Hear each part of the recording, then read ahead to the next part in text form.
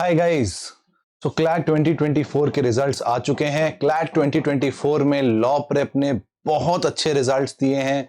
We have given more than 30 students out of top 50, more than 20 students out of top 40 are from law prep और AIR 1 तो law prep ने claim किया ही है इस बार। And one important reason behind all these ranks is a proper planned strategy, जो कि हमने ईयर शुरुआत में ही स्टूडेंट्स को देनी शुरू की थी और उसी को कंटिन्यू रखते हुए we are here with CLAT 2025 strategy. So जो भी स्टूडेंट्स हैं who wish to take up CLAT 2025, who wish to clear it in the next year itself without wasting another year, उनके लिए आज हम स्ट्रैटेजी लेके आए हैं और बहुत इलैबोरेट स्ट्रैटेजी है।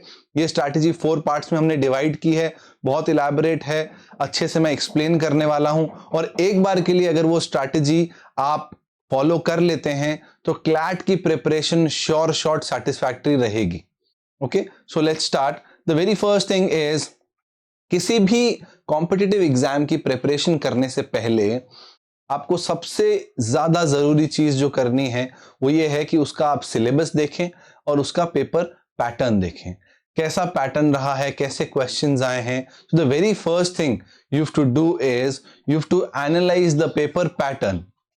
Once you done with analysing, उसके बाद हम दूसरी चीजें डिवाइस कर सकते हैं कि कैसे उस पैटर्न को हमें उस पैटर्न के हिसाब से पढ़ाई करनी है।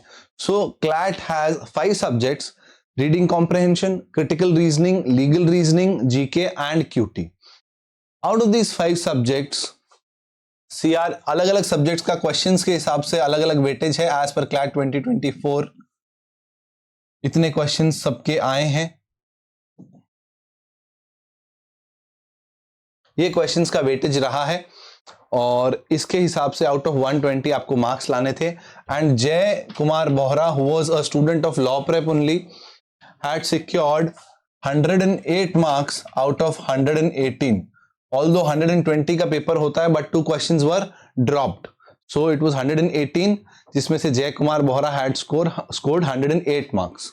तो वो क्या स्ट्रैटेजी थी, क्या हम लोगों ने यहाँ पे फॉलो की, ऑफलाइन क्लासेस में क्या हमने बताया, ऑनलाइन क्लासेस में क्या हमने बताया, वो स्ट्रैटेजी का ग्लिम्स में आपको बहुत डिटेल में, ग्लिम्स नहीं बहुत डिटेल में मैं आपको स्ट्रैटेजी बताने वाला हूं।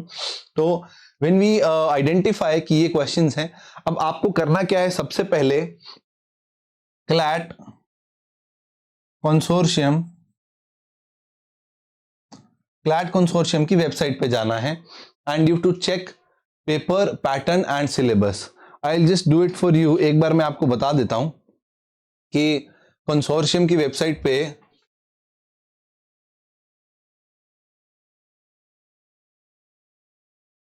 What are you going to find. So this is the home page of consortium website और यहां पे eligibility, syllabus guide, question paper format सब कुछ दिया है आपको फॉर अंडर ग्रेजुएट। ठीक है, ये आपको एक बार खोल के देख लेना है कि सिलेबस में क्या चीज है, व्हाट इज क्लैट एक्सपेक्टिंग। बहुत से स्टूडेंट्स ये गलती करते हैं बार बार समझाने पे भी, that they do not go through the syllabus, they do not go through the guidelines of CLAT. CLAT आपसे वही पूछने वाला है जो उसने आपको बताया है। यहां पे अगर क्लैट ने बताया करंट अफेयर्स हम पूछने वाले हैं, तो वो आपसे करंट अफेयर्स पूछेंगे या करंट अफेयर से रिलेटेड कोई हिस्ट्री का क्वेश्चन पूछेंगे या करंट अफेयर से रिलेटेड कोई स्टैटिक जीके का क्वेश्चन पूछेंगे। They are not going to ask you a question directly from history और geography unless it is related with any current affairs. ठीक है, लीगल रीजनिंग में भी they are going to give you passage, so you don't have to learn the law. आपको law याद रखने की जरूरत नहीं है, कौन सा सेक्शन, कौन सा आर्टिकल, कौन सा एक्ट, आईपीसी, सीआरपीसी, कुछ याद रखने की जरूरत नहीं है। They are going to give you everything in the passage, even answers. GK में तो आंसर्स भी पैसेज में गिवन थे। That was the beauty okay of this exam. तो ये एक बार आप कर लेते हैं, उसके बाद आपने सिलेबस अच्छे से पढ़ लिया है। अब आपको पास्ट ईयर पेपर्स देखने हैं, सिर्फ देखना है। You just have to look into past year papers, एक कर्सरी रीडिंग देनी है, सॉल्व नहीं करने, सॉल्व हम ईयर एंड में करने वाले हैं।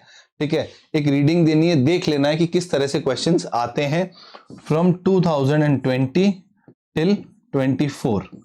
ये पास्ट ईयर पेपर्स हैं प्लस कुछ सैंपल पेपर्स हैं, वो आपको ऊपर ऊपर से देख लेने हैं। This will give you an idea कि किस तरह से क्वेश्चंस पूछे जाते हैं, क्या स्कोर रहता है और क्वेश्चंस का क्या डिफिकल्टी लेवल जा सकता है और कितने इजी हो सकते हैं, कितने डिफिकल्ट हो सकते हैं. Now once you read all this thing, उसके बाद हम आते हैं कि पास्ट ईयर पेपर्स से हम क्या सीख सकते हैं. राइट, पास्ट ईयर पेपर से सबसे इंपॉर्टेंट चीज जो हम सीख सकते हैं वो ये है that you do not have to learn, even if you don't cram anything, you can solve these three subjects very easily. ये जो 3 सेक्शंस हैं, you can solve questions from these 3 sections very easily, even if you haven't studied much in these 3 sections. Why is this? Because these are application based questions. Mind का application कितना है आपका, कितना अच्छा दिमाग आप यूज कर रहे हो, कितनी अच्छी रीजनिंग आपने डेवलप की है अपनी, कितने ओपिनियंस आपने डेवलप किए हैं, तो उस पे ये तीनों सब्जेक्ट्स बेस्ड हैं. ये आपकी कंटिन्यूअस प्रैक्टिस पे बेस्ड हैं और ये नॉलेज पे बेस्ड है. नॉलेज पे बेस्ड है, ये ट्रिक्स पे बेस्ड हैं और ये रीजन पे बेस्ड है. तो we have 3 different types of categories for subjects. 3 are based on reason, 1 on tricks and the other 1 on knowledge. So knowledge के लिए we don't have any other alternative. GK तो आपको हर साल पढ़ना ही पड़ेगा, राइट. लेकिन जीके में हमने ये ट्रेंड देखा है कि जीके में generally newspaper and any current affairs magazine,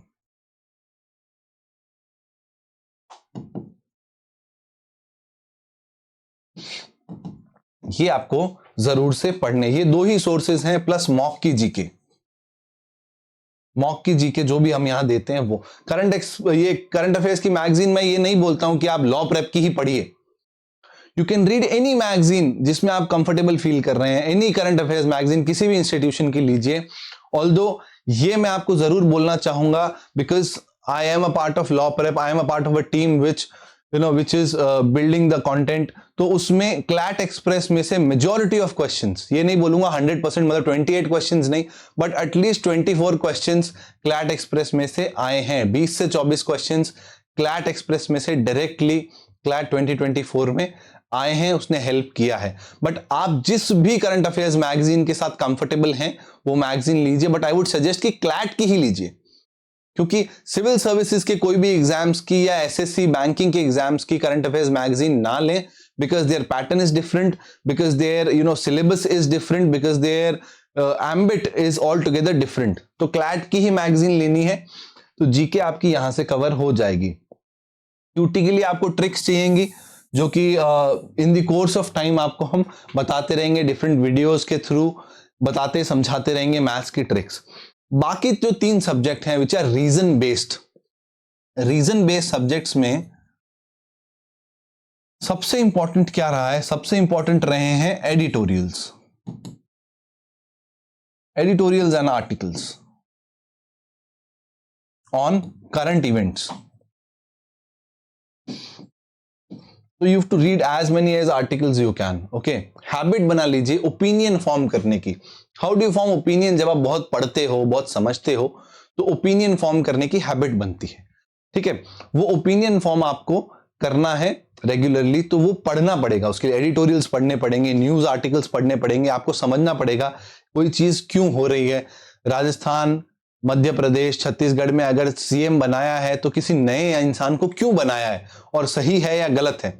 तो you should know things, you should have opinion about things, and the opinion should be reasoned. When the opinion is backed by facts, it is known as reasoned opinion.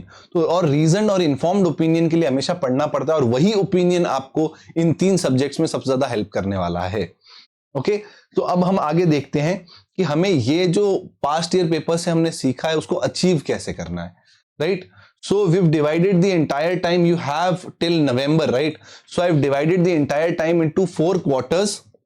अब इनमें 3-3 महीने के quarters हैं. दिसंबर although आधा निकल गया है, but still you can catch up to that. बहुत रिलैक्स्ड तैयारी करनी है. हम अभी इस वीडियो में आपको दिसंबर टू फरवरी की आपको एक आउटलाइन देंगे, उसकी स्ट्रैटेजी बताएंगे. फरवरी में we'll again come up with the Q2 quarter 2 strategy, जो आपको मार्च से लेके मई तक फॉलो करनी है. फिर जून से लेके अगस्त तक की Q3, एंड देन सितंबर टू नवंबर I am going to give you time table for every day, हर दिन का टाइम टेबल हम आपको देने वाले हैं, ठीक है।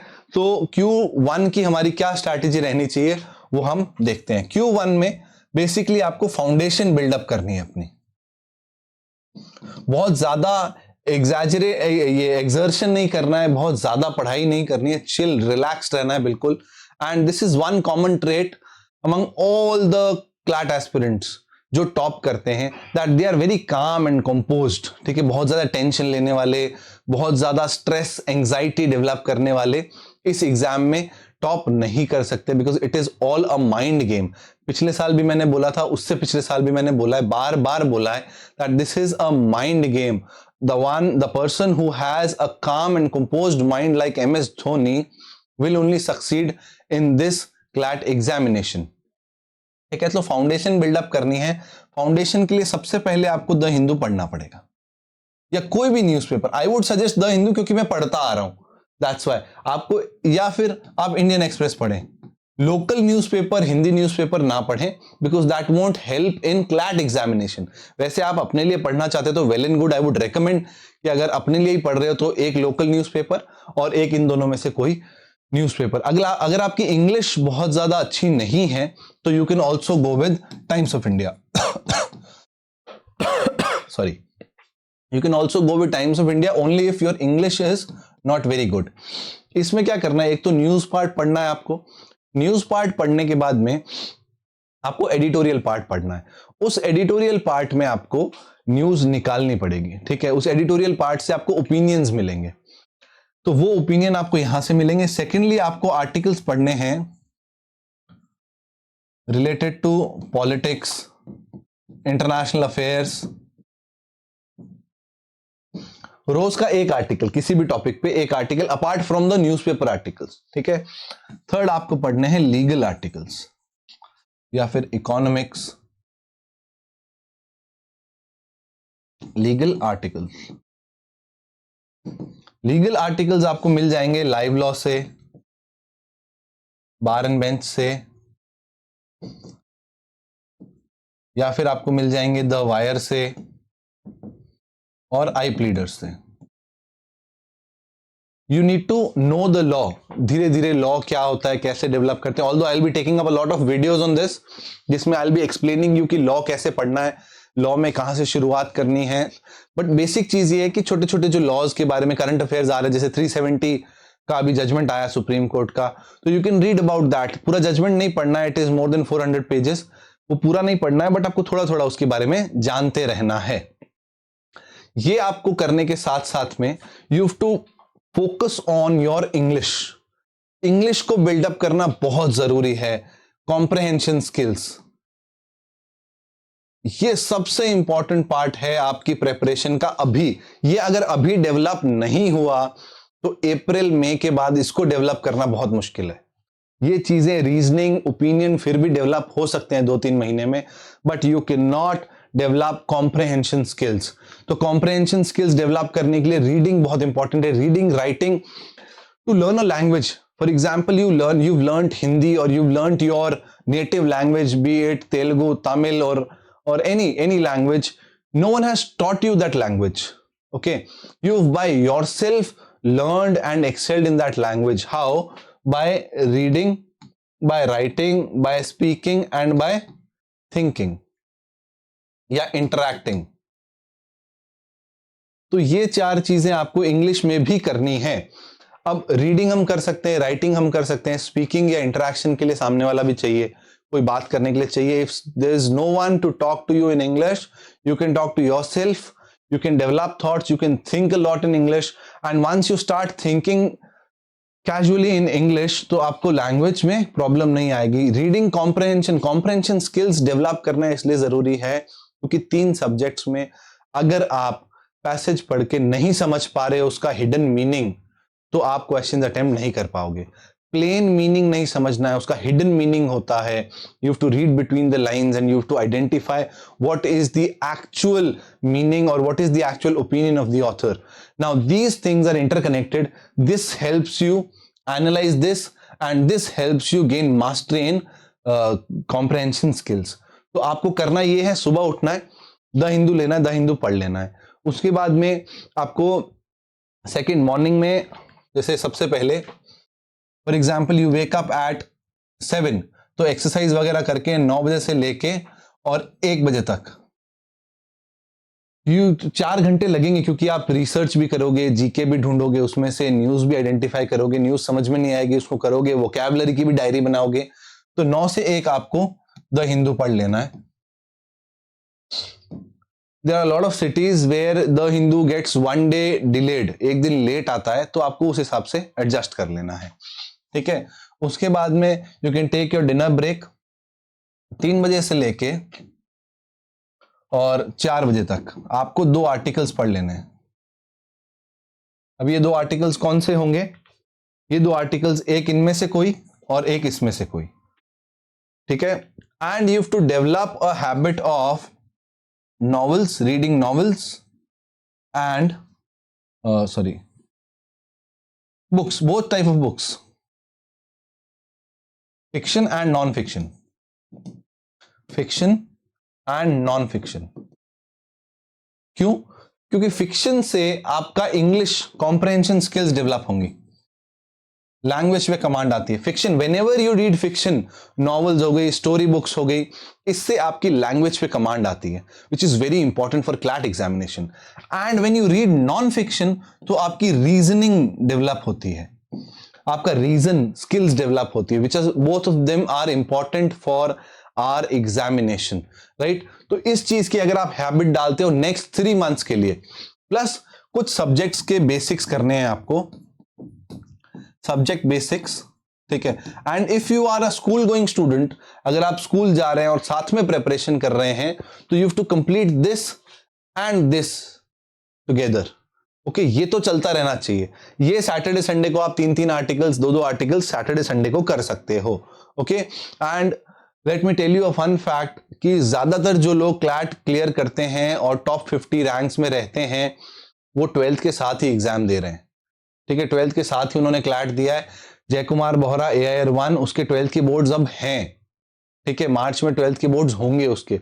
और जनरली जितने भी स्टूडेंट्स टॉप की रैंक्स लाते हैं, उसमें मेजॉरिटी जो 12th वाले स्टूडेंट्स ही होते हैं, बिकॉज उनके पास टाइम कम होता है, तो वो स्मार्टली पढ़ाई करते हैं। जिसके पास बहुत ज्यादा लग्जरी ऑफ टाइम होता है ना, फिर वो उतना ही लेजी और उतना ही थोड़ा सा आलसी होने लग जाता है, प्रोक्रेस्टिनेट करने लग जाता है।